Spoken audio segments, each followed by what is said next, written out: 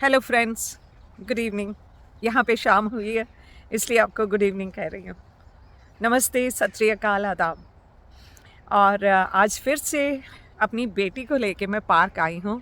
और अभी एक वीडियो हमने जो शूट की वो हमने शूट की यहाँ पे डक्स वगैरह की।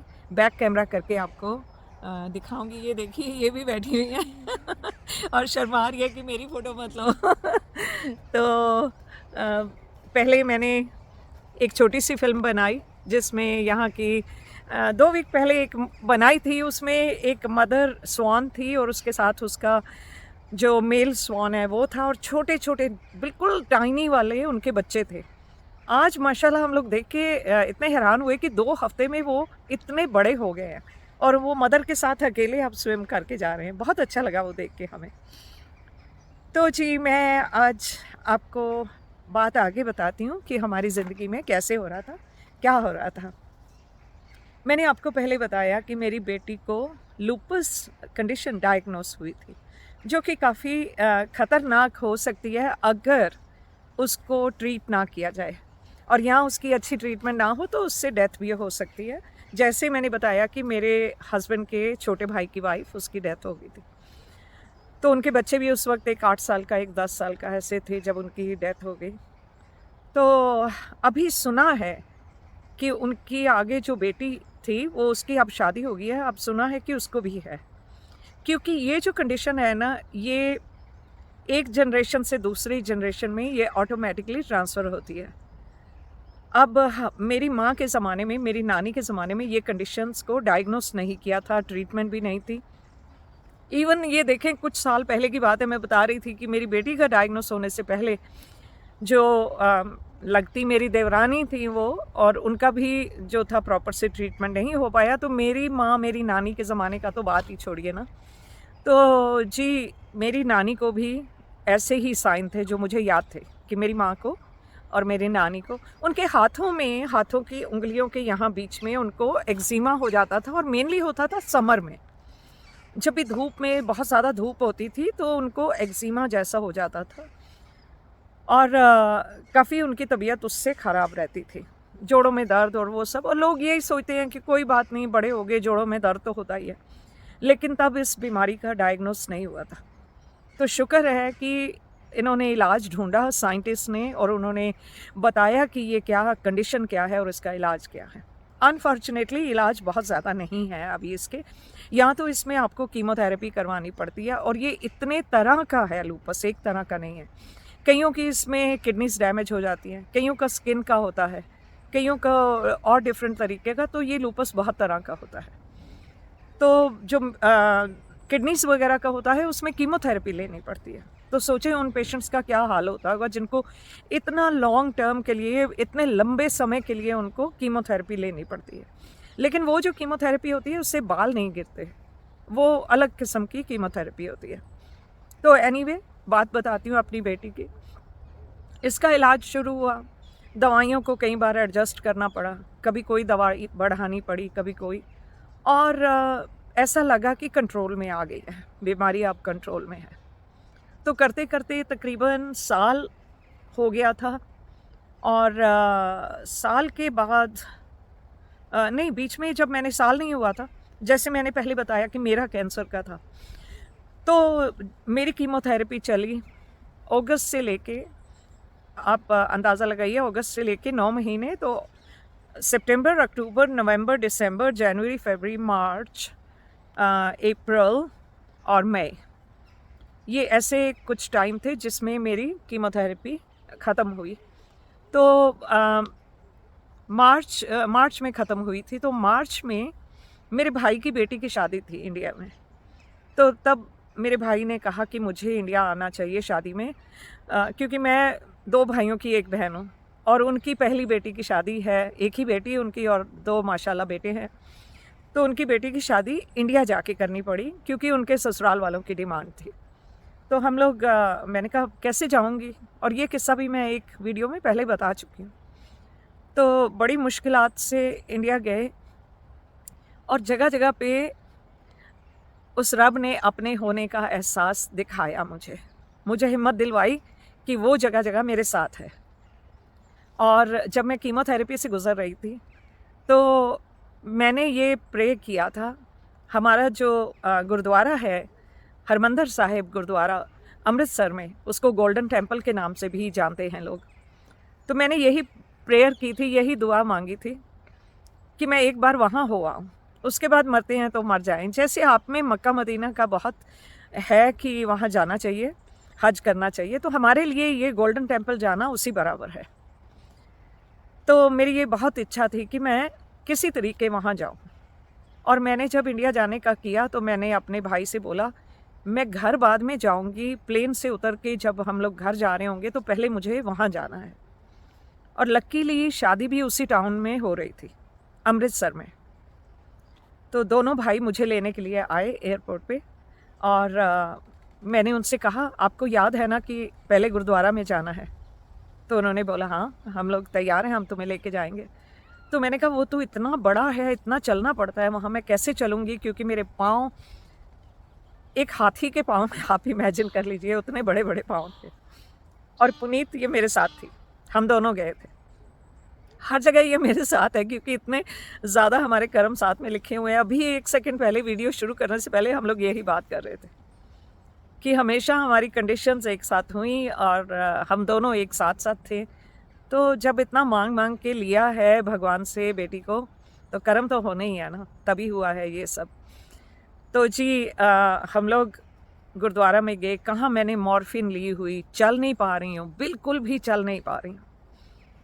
और जब वहाँ गुरुद्वारे में पहुँचे और मैंने ये मन्नत भी मांगी हुई थी कि जब भी पहले वहाँ जाते थे ना, तो अंदर जब जाते हैं जहाँ पे हमारे होली बुक का वहाँ पे स्थापना की हुई है, वहाँ रखी हुई है होली बुक, तो इतनी भीड़ होती है, इतनी भीड़ चारों तरफ कि वहाँ तक पहुँचना ही इतना मुश्किल होता है।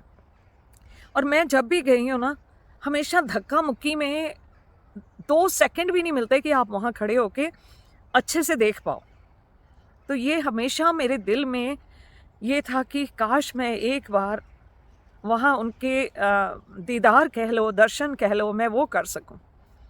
और यही मैंने दुआ मांगी भी हुई थी कि इस बार मेरे वाहिगुरु जी मुझे अमृतसर में अपने पूरे दर्शन दें, मुझे अपना पूरा दीदार दें। तो जी भाई कहने लगा, पहले हमने वहाँ पे बहुत बड़ा पानी का सरोवर है और सरोवर के बीचों बीच वो बिल्डिंग है जो गुरुद्वारा है। आप लोगों ने शायद तस्वीर देखी होगी, बहुतों ने देखी होगी, वरना आप गूगल पे सर्च कर लीजिए गोल्डन टेम्पल अमृतसर इंडिया, तो आपको पता लगेगा उसकी लोकेशन कैसी है। तो मैंने भाई से कहा, मैंने कहा ये तो बहुत लंबा है, इतनी बड़ी जगह में कैसे चलूँगी? तो उन्होंने कहा कोई बात नहीं, हम तुम्हारा हाथ पकड़ लेंगे। और चलना शुरू किया। मेरे ख्याल से वो 2 मील से ज़्यादा एरिया है जो चारों तरफ से घूम के आते हैं। जैसे आप मक्का मदीना में जाके चारों तरफ घूमते हो और जाते हो, वैसे ही वो मैं पूरा चक्कर लगा के और फिर जहाँ से एंट्रेंस है वहाँ से मैं अंदर गई। इतनी भीड़ थी, लाइन में लग के हम लोग बारी बारी हम लोग अंदर गए।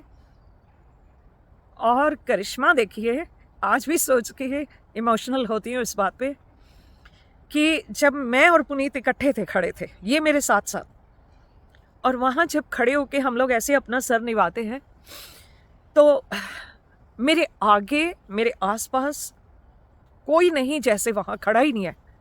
ना कोई मुझे धक्के दे रहा था कि जल्दी करो, यहाँ से निकलो तो बाकी लोग जाएं, क्योंकि अमूमन यही होता है। मैं और पुनीत हम लोग इकट्ठे वहाँ खड़े और मैं देख के रोती जा रही हूँ और पुनीत मुझे देख के कह रही है कि कितनी देर खड़े होना है, चलो। और मैं जैसे बिल्कुल वहाँ पे खड़ी होकर सुन्न हो गई थी कि मैं रियलाइज़ नहीं कर पा रही थी कि मेरी इतनी बड़ी जो मेरी विश है वो सुनी गई। और मैं वहाँ पहुँची हूँ, मैंने पूरा परिक्रमा बोलते हैं हम लोग उसको, जो हम पूरा चारों तरफ चल के आते हैं उसको परिक्रमा बोलते हैं। तो मैंने वो पूरा वहाँ मैं चली और अंदर गई हूँ तो जैसे कोई है ही नहीं। लोग थे, ऐसा नहीं है कि लोग नहीं थे, लेकिन मुझे वहाँ कम से कम 10 मिनट खड़े रह के अपनी दुआ मांगने का पूरा टाइम मिला मुझे। और फिर मैंने वहाँ से प्रसाद लिया और फिर वहाँ से निकल के बाहर आई और फिर भाइयों के साथ घर गए। तो ये होती है पावर आपकी दुआ की। आप किसी भी मज़हब में हो, ज़रूरी नहीं कि एक धर्म में है वही अच्छा है, वो ज़्यादा बेटर है दूसरे से, ऐसा नहीं है। हर मज़हब में, पता क्यों? इसलिए कि असल है आपका कनेक्शन उस रब से। आप कितना अपने दिल को जोड़ सकते हो। अगर आप खुद को जोड़ सकते हो ना, तो कोई भी नाम ले लो, कोई भी मज़हब ले लो, आपका उससे कनेक्शन हो ही जाएगा और आपकी दुआ सुनी जाएगी। क्योंकि उस वक्त हमें सब कुछ भुला के कि हमारे बीच में हमारी दुनिया है, हमारे बच्चे हैं, हमारे माँ बाप हैं, कुछ नहीं है। सिर्फ आप भी जिस्मानी नहीं, आप भी सिर्फ एक रूह, जैसे आप एक सोल हो, सिर्फ आप वो हो और एक सामने आपका रब है। ऐसा इमेजिन करके देखो किसी दिन, और वो सामने आपको नज़र आएगा और आपकी हर जो ख्वाहिश होगी वो आपकी पूरी होगी। हाँ, ये ज़रूरी है कि आपकी ख्वाहिश जायज़ हो। ये नहीं आप कह दो कि मुझे बैठे बिठाए 10 लाख रुपया मिल जाए और वहीं आपकी झोली में 10 लाख आ जाए। नहीं, वो आपकी मेहनत है। मेहनत करो, मेहनत से कमाओ और सब कुछ मिलेगा। लालच नहीं करो, धोखा नहीं करो। तो एनीवे, वहाँ से फिर शादी, 1 हफ़्ता सिर्फ मैं वहाँ रुकी, क्योंकि कीमोथेरेपी में ना तो ये बाल थे, पूरा सर गंजा था, ऊपर एक ऐसा ही बना बनाया विग पहना हुआ था सर पे, आईब्रोज के बाल सब उड़े हुए थे, आंखों के ये आईलैशेस सब उड़े हुए थे। कीमोथेरेपी लास्ट करवा के गई थी और मुंह ऐसे फूल के बड़ा सा, तब की फ़ोटो है मेरी मेरे भाइयों के साथ, मैं कभी दिखाऊंगी। तो वो वहाँ से 1 हफ़्ता जो शादी का था, बड़ी मुश्किल वो गुजारा और वापस आ गए। और वापस आए, रिकवर करने लगे, बेटर होने लगा, सब कुछ अच्छा हो रहा था। ये था कि हाँ, अब बाल भी वापस आने शुरू हो गए और ठीक लगने लगी, और कुछ जो इतने ढेर स्टेरॉयड लिए हुए थे उनसे ताकत भी आई। वीकनेस तब कोई फील नहीं हो रही थी, रिकवर कर रही थी पूरा अच्छे से।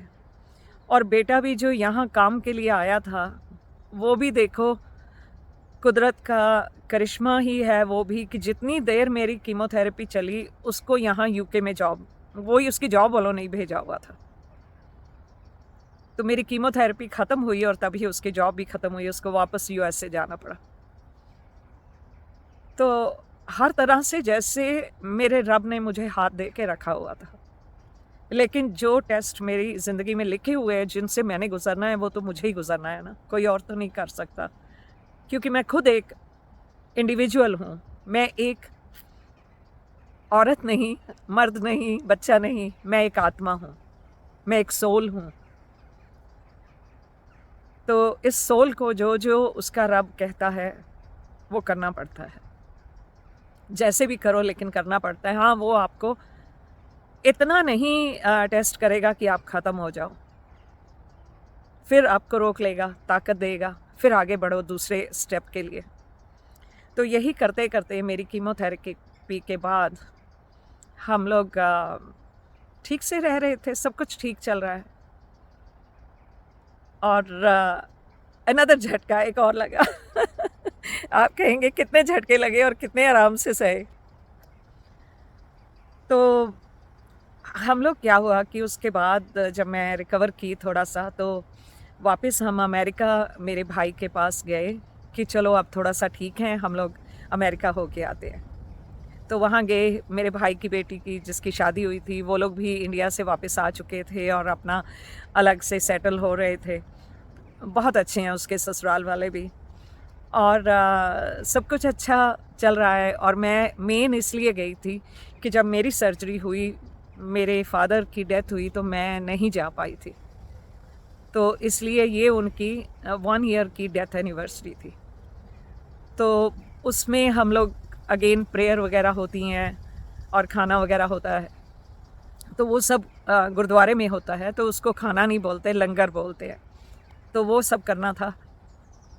तो मैंने कहा उस वक्त तो मैं थी नहीं, एटलीस्ट अब जाऊँ। तो तब मैं गई थी, तब उनकी डेथ को 1 ईयर हुआ था। तो वहाँ कुछ देर रह के हम लोग फिर वापस आ गए और ठीक चल रहा है, सब कुछ ठीक चल रहा है। कुछ महीने बीतते गए और फिर अचानक से एक दिन सुबह 5 बजे कॉल आई कि मेरी मदर हॉस्पिटल में एडमिट है। और मेरी मदर के एडमिट होने से कुछ 2 दिन पहले मेरे भाई ने मुझे फ़ोन करके पूछा था कि उस वक्त मेरे फादर की 2nd डेथ एनिवर्सरी हुई थी। तो घर में ही सब रखा था, गुरुद्वारे में नहीं, तब मैं नहीं गई थी। तो माँ को पता नहीं क्या था, वो जितने लोग आए थे उनसे सबसे इतना बातें कर रही थी, इतना बातें करके बोल रहे थे बहुत। और घर के लोग सब, मेरी भाभी भाई सब उनको कह रहे थे कि चुप करो नहीं तो आप बीमार हो जाओगे। लेकिन वो बहुत बोल रही थी, एक्साइटेड हो जाती थी कि कभी कभी कोई घर में आया है, चलो मैं भी सबसे मिलूँ, बात करूँ। क्योंकि एक साइड उनकी पैरालाइज थी तो वो कितना किसी से कुछ करती ना। तो नॉर्मली यही होता था कि जब वो बहुत ज़्यादा बोल लेती थी, बहुत एक्साइटेड होती थी, थक जाती थी, तो अगले दिन काफ़ी लेट उठती थी सो के। और यही नेक्स्ट डे हुआ कि भाई सुबह काम पे गया तो देखा माँ अभी भी सो रही है, तो उसने डिस्टर्ब नहीं किया। तो उसने बाद में मेरी भाभी ने उठाने की कोशिश की, तब भी नहीं उठ रही हैं। तो फिर भाभी ने सोचा कि टायर्ड हैं कल से, हमेशा ऐसे होता है उनके साथ, क्योंकि इतना बीमार कोई पहले से ऑलमोस्ट 10 साल से पैरालाइज्ड है एक तरफ से, तो कितनी वीकनेस आ जाती है, इतना नहीं सहा जाता। तो उन्होंने भी कहा चलो सो लेने दो थोड़ी देर। थोड़ा बहुत पानी उनके मुंह में डालने की कोशिश की तो उन्होंने नहीं लिया, तो यही सोचा कि शायद सो रहे हैं। तो उन्होंने भाई को भी बताया, भाई ने मुझे फ़ोन किया। तो मैंने उनको एडवाइस किया कि नहीं, अगर वो पानी भी नहीं पी रही हैं तो आपको हॉस्पिटल लेके जाना चाहिए। तो भाई कहता है अच्छा मैं अभी घर जाता हूँ, तो फिर मैं जाके उनको हॉस्पिटल ले जाऊँगा। घर गया, दूसरे भाई को भी बोला, या घर में ही अपने घर में ये सलाह की। और शाम हो चुकी थी, माँ नहीं उठी। लेकिन सबको यही था कि वो थकावट की वजह से नहीं उठती हैं, थोड़ा बहुत बोलने की कोशिश कर रही हैं, लेकिन इतना नहीं बोल रही हैं। तो अगले दिन मैंने भाई से फिर पूछा, मैंने कहा कैसी है माँ की हालत? तो माँ ने कुछ खाया पिया या नहीं, लेकिन भाई ने बताया कि नहीं, उठी नहीं थी और आज भी कुछ खा पी नहीं रही हैं, उठ नहीं रही हैं। तो मुझे काफ़ी गुस्सा आया और मैंने भाई को बोला कि ये क्या, माँ 2 दिन से ऐसे लग रहा है कि बेहोश पड़ी है और आप लोग उसको हॉस्पिटल नहीं लेके जा रहे हो। तो बोल रहा है कि नहीं, मेरी भाभी ने बोला है कि मुझे पता है, मैं घर में उनको देखती हूँ, वो ठीक हो जाएंगी। और भाभी ही देखती थी, उनको पता है कितना खाती हैं, क्या खाती हैं, सब कुछ उनको पता है। तो जी, रात को उनकी सांस जैसे उखड़ने लगी, ठीक से सांस नहीं ले रही थी। तो उस वक्त फिर उन्होंने फटाफट एम्बुलेंस बुलाई और हॉस्पिटल लेके गए। तब तक माँ डीप कोमा में जा चुकी थी। उनको ब्रेन हैमरेज हुआ था। अब ब्रेन हैमरेज के वक्त आप चाहे पहली बार ले जाओ, एकदम होते ही ले जाओ, जैसे माँ को फर्स्ट डे हुआ है, साइंस आए हैं कि कुछ रॉन्ग है, जब मैंने कहा ले जाओ हॉस्पिटल, तब भी वही हालत होनी थी। अब थोड़ा ज़्यादा बढ़ गया था कि ब्लड अंदर से निकल के उनका, और थोड़ा ज़्यादा ब्रेन में स्वेलिंग हो गई थी, ब्रेन ज़्यादा डैमेज हो गया और एकदम कंप्लीट कोमा में जैसे चली गई थी। तो जब डॉक्टरों ने जवाब दे दिया, उन्होंने 2 बार उनके एमआरआई स्कैन ब्रेन के किए और कह दिया कि इनका ब्रेन अब बिल्कुल डेड है, सिर्फ इनकी सांस चल रही हैं क्योंकि हार्ट चल रहा है, तो इनको आप जाने दें। तो भाई कहने लगे कि मेरे से बात किए बिना ऐसे तो नहीं हो सकता है। तो मुझे सुबह 5 बजे फ़ोन आया और मैंने अगली फ़्लाइट जो थी 9 बजे थी सुबह, वो बुक करवा ली और हम लोग पहुँचे। अब काफ़ी लंबी जर्नी है यहाँ से अमेरिका जाना। तो जब तक पहुँचे और एयरपोर्ट से हॉस्पिटल सीधा जा रही हूँ, रात के तकरीबन वहाँ का टाइम 12 बज चुके थे। तो हॉस्पिटल में पहुँची, दरवाज़ा खोला माँ के रूम का, तो वो बेहोश पड़ी हुई थी। तो भाई कह रहा है 2 दिन से ऐसी ही हालत है उनकी कि वो कुछ बोल नहीं रही हैं, रिस्पॉन्ड नहीं कर रही हैं। हमने बुलाने की कोशिश की तो, और मैंने वहीं दरवाजे से उनको बोला ऊंची आवाज़ में। मैंने कहा माँ ये क्या ड्रामा है, आप मुझे हमेशा कह रही हो जल्दी आओ, मुझे यूएसए से यूके लेके जाओ, तो लंदन जाना है, लंदन जाना है। अब मैं आई हूँ तो आप सो रही हो, चलो उठो जल्दी से। 3 दिन से बेहोश पड़ी हुई माँ ने आंखें खोल दी और मेरा भाई एकदम से भागा डॉक्टर को बुलाने, और पुनीत मेरे साथ खड़ी थी। ये अगेन मेरे साथ गई है वहां पे, हम दोनों गए थे क्योंकि नानी इसकी बहुत ज़्यादा अजीज है। तो मुझे भी खुशी हुई कि चलो एटलीस्ट माँ ने आंखें खोली, रिस्पॉन्ड किया और मेरी तरफ देखा। तो डॉक्टर आया, उन्होंने चेक किया, तो वो कहते हैं नहीं, ऐसा होता है कि कभी कभी अचानक से उनकी आंख खुल जाएगी, और ये नहीं है कि आपकी आवाज़ सुन के। मैं नहीं मानी, मैंने कहा तुम जो भी कहो, माँ ने मेरी आवाज़ सुनी है और इसीलिए उन्होंने आंखें खोली है। तो जी डिसाइड डॉक्टर्स की तरफ से ये डिसाइड हुआ कि इनको वहाँ पे एक अलग से एक बिल्डिंग बनी होती है जिसमें अलग अलग कमरे हैं, तो वहाँ पे अच्छा नाइस कंफर्टेबल बेड लगा होता है। वहाँ पे नर्सेज भी आती हैं, रोज़ाना चेक करती हैं। तो वहाँ ये होता है कि जस्ट देखना है कि जो मरीज़ है उसको ज़्यादा दर्द ना हो, अगर दर्द हो तो दर्द की दवाई दे देते हैं, लेकिन इलाज नहीं होता।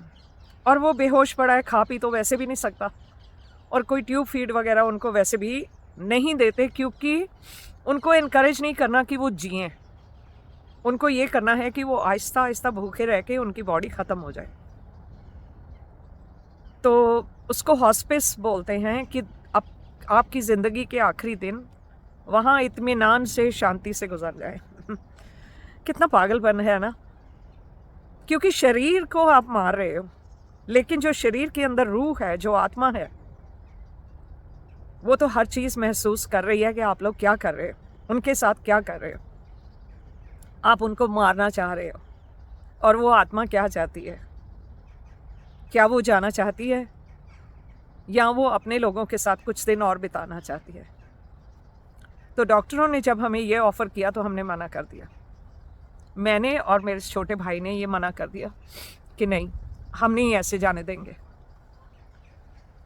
तो छोटे भाई ने मुझे बोला कि जितने भी माँ की ज़िंदगी है, अगर तुम साथ दो तो माँ को मैं अपने घर लेके जाऊँगा। तो मैंने कहा हाँ, मैं करूँगी सेवा उनकी। तो मैंने डॉक्टर से बात की, मैंने कहा आप इनके पेट में फीड करने वाली ट्यूब लगा दें, हमें सारा जो ट्यूब फीड के लिए खाना होता है टिन्स में आता है वो दे दें, और एक हॉस्पिटल का बेड दे दें, ऑक्सीजन सिलेंडर, और जो सक्शन मशीन होती हैं कि इन केस मुंह में बहुत स्लाइवा जैसे पानी पानी इकट्ठा हो जाता है तो उससे अंदर स्वॉलो तो कर नहीं सकते, बेहोश है, तो यहाँ गले में अटक के सांस रुक सकती है, तो उसको सक्शन करने के लिए वो सक्शन मशीन होती है। वो आम बंदा ऐसे यूज़ नहीं कर सकते, क्योंकि मैं प्रोफेशनल हूँ तो मैं कर सकती हूँ। तो डॉक्टर ने मेरे से पूछा कि आप कॉन्फिडेंट हैं कि आप कर सकेंगे सब कुछ? मैंने कहा हाँ, कर लूँगी। तो हम लोग माँ को लेके गए घर पे। अब जब घर पे हम लोग माँ को वो हॉस्पिटल वाले, उन्होंने स्ट्रेचर पे डाला हुआ और पकड़ के 2-3 लोग आदमी थे, वो ऊपर लेके जा रहे हैं। तो सीढ़ियाँ चढ़ रहे हैं, सीढ़ियाँ चढ़ के अभी आधी सीढ़ियाँ जैसे ऑलमोस्ट ऊपर पहुँचे हैं, लेकिन कमरे में नहीं पहुँचे। तो माँ ने एकदम ज़ोर से ऐसे करके सांस ली जैसे आखिरी सांस ले रही हैं, और एकदम उन्होंने हिम्मत, जैसे उनका सर ऐसे हो गया कि जा रही हैं वो, जैसे बस घर आना चाहती थी। और सबने कहा कि माँ तो जा रही हैं, वो तो ख़त्म है। और माँ की बहनें थी वो जो कह रही थी ऐसा, क्योंकि वो बड़ी हैं, उनको पता है, उन्होंने देखे हैं बहुत लोग मरते हुए, लेकिन मैंने भी हॉस्पिटल में कोई कम लोग नहीं देखे। तो मैंने एकदम से सबको ऐसे पीछे किया और जाके मैंने माँ को ज़ोर से हिलाया और मैंने कहा माँ आप मुझे छोड़ के नहीं जा सकती है, मैं बहुत अकेली हो जाऊंगी आपके बगैर, मुझे छोड़ के मत जाओ। ऐसे में थोड़ा सा 2 मिनट भी नहीं हुए, मैंने ऐसे ज़ोर से बोला, मेरी माँ ने वापस एक लंबी सांस ली, ऐसे करके लेते हैं, लंबी सांस लेके माँ वापस आ गई। थी बेहोशी, वैसे ही कोमा में थी, लेकिन उनकी सांस फिर चलने लगी। ये होता है एक सोल का सोल से कनेक्शन, जो हमारा जन्मों जन्मों का कनेक्शन होता है।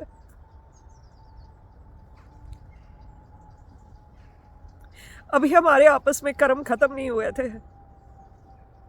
अभी मुझे माँ के साथ रहना था और माँ को मेरे साथ। मुझे अभी उसकी सेवा करनी थी, तो मैंने जल्दी से उनको बोला ले जाके अंदर बेड पे लेटाए, ऑक्सीजन लगाए, सब किया, और माँ की सांस ठीक चल रही है, सब कुछ ठीक है। तो मैंने उनको, जैसे हम लोग सुबह नाश्ता करते हैं, लंच करते हैं, शाम को रोटी खाते हैं, तीनों टाइम मैंने माँ को फीड करना शुरू किया। और दूसरा एक काम और किया मैंने कि माँ के बेड साइड पे एक टेप रिकॉर्डर लगा के रख लिया। उस टेप रिकॉर्डर में जैसे हर एक का पाठ पूजा का, हर एक का प्रेयर का, दुआ मांगने का अपना होता है। जैसे कुरान में आयते हैं और उसमें गीता में श्लोक है, ऐसे ही हमारी गुरबाणी में सुखमनी साहिब है। सुखमनी साहिब जो पाठ है वो बहुत ज़्यादा शांति वाला और आपको हिम्मत देने वाला पाठ है। तो वो मैंने दिन रात वहाँ माँ के पास लगाया, साथ साथ मैं खुद पढ़ती जा रही थी। जो भी माँ का काम करती थी, उनके डाइपर्स चेंज करने, उनके कपड़े बदलने, उनको स्पंज बाथ देना टॉवल गीले करके, और उनको ट्यूब फीड करना, उनके पेशाब के लिए ट्यूब लगी हुई थी, वो सब करना। लेकिन वो पाठ में पूरा दिन रात पढ़ती रहती थी। और माँ के बेड के पास नीचे हमने एक बड़ी सी मैट्रेस बिछा ली थी, उस पर मैं और मेरी बेटी सोते थे। और भाई भाभी से कह दिया था हम यहीं माँ के पास, जब तक माँ है हम इसी कमरे में। हम नीचे खाना खाने भी नहीं जाते थे, वहीं खा लिया थोड़ा सा ला के, वहीं रहते थे। तो ऐसे ही हमने रोज़ाना कर के क्या क्या हुआ, कैसे कैसे उनकी तकलीफ़ें माँ की देखी, ये सबको 5 हफ्ते लगे। और इन 5 हफ्तों में क्या हुआ और आखिर में क्या हुआ, ये आपको अगले एपिसोड में बताऊंगी, क्योंकि अभी वीडियो बहुत लंबी हो रही है। फिर आप में से कुछ लोग शायद बोर होके फिर ना सुने, तो बाद में ये बताऊंगी। तब तक के लिए अपना ख्याल रखिए, फिर मिलेंगे।